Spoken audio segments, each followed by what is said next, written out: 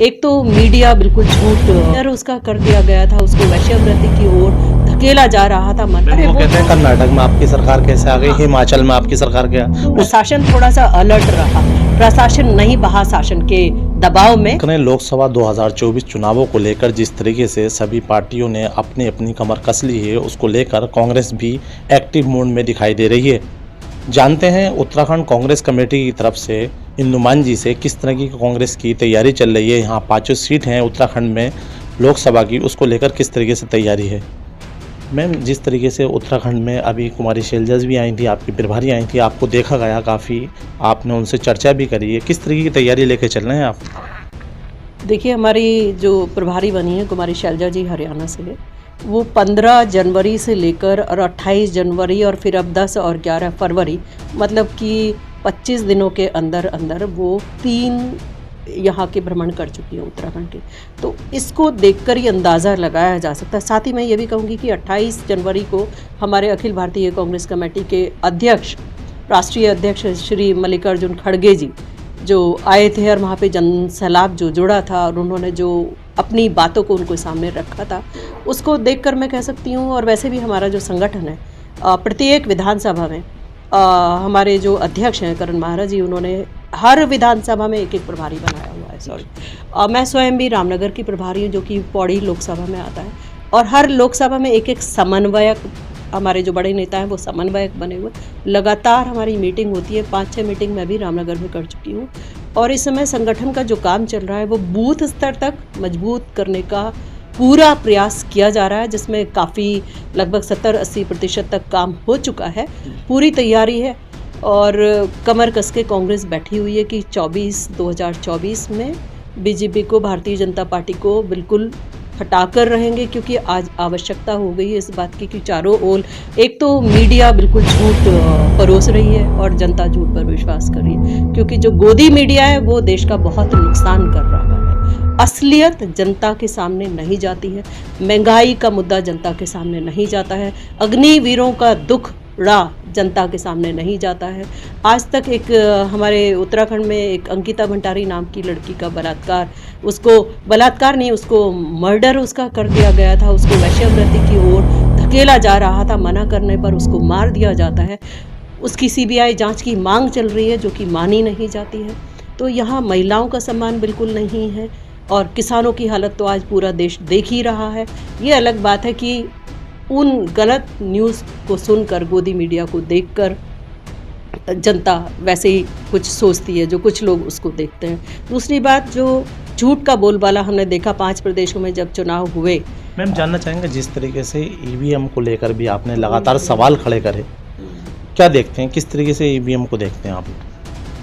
देखिए, EVM में घोटाला हो रहा है, इस बात पर तो लगातार खबरें आ रही हैं, और जो कंप्यूटर से जो एजुकेटेड हैं वो लोग दिखा रहे हैं कि इस तरह से इन्होंने किया है और आसानी से जहाँ चाहें कर सकते हैं।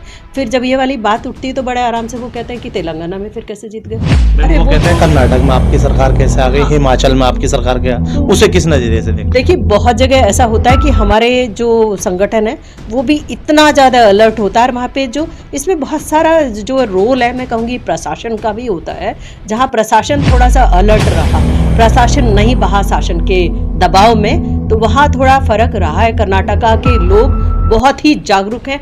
आप सभी जानते हैं कि कर्नाटक की जो लिटरेसी रेट है 100% है, और वहाँ के लोग किसी की सुनते नहीं, अपने दिमाग से काम करते हैं।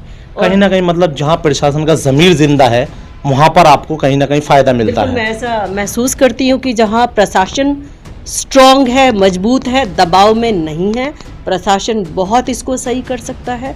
दूसरी बात, जहाँ अभी जैसे 5 प्रदेशों में चुनाव हुए, तो 5 में उन्होंने मतलब कि बैलेंस भी दिखाना चाहते हैं, क्योंकि ऐसा नहीं हो रहा है कि अब तेलंगाना में इतना ज़्यादा कांग्रेस का था कि वहाँ खेल करने में उनको थोड़ी दिक्कत। जैसे लाठी बरसाई गई है, उन पर हमले करे जा रहे हैं, लगातार कीले लगा दी जा रही हैं रोड में, किस तरीके का लोकतंत्र है।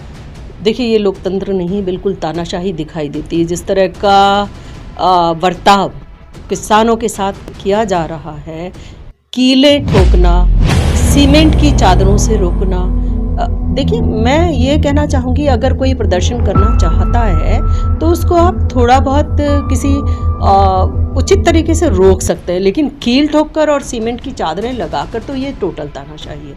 कील आप पाकिस्तान बॉर्डर पर जाकर ठोकिए, कील आप चाइना बॉर्डर पर जाकर ठोकिए, जहाँ के हिस्सों को आप उनको दे रहे हैं, वो चाहे अरुणाचल प्रदेश हो और चाहे लेह और हमारा जम्मू कश्मीर हो, बॉर्डर पे लगातार चाइना अटैक करता जा रहा है, अपनी ज़मीनें भारत की ओर बढ़ा रहा है और आप बढ़वा रहे हैं क्योंकि आपकी दोस्ती है उनसे।